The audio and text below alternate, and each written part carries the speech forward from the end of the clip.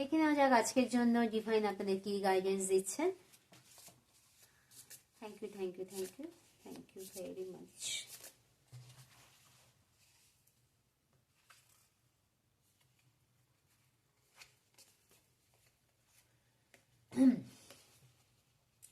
দেখুন,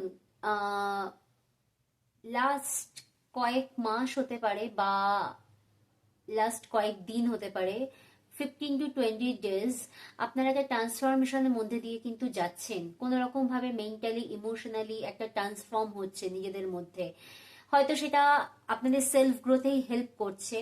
তো আজকে সারা দিন না আপনারা যে কোনো কাজ করবেন, যে কোনো আপনাদের অ্যাক্টিভিটিস হোক, সেটা পার্সোনাল প্রফেশনাল যে কোনো রকম, সেখানে আপনাদের কমিউনিকেশন স্কিল যথেষ্ট ভালো থাকবে, যেটা কিনা আপনাদের এই ট্রান্সফরমেশনের ফল। আপনারা মানুষের সঙ্গে যখন কথা বলবেন, টু দ্য পয়েন্ট কমিউনিকেট করবেন, সেটা অন্য লোকের ওপরেও আপনারা আপনাদের প্রভাবটা খাটাতে পারবেন।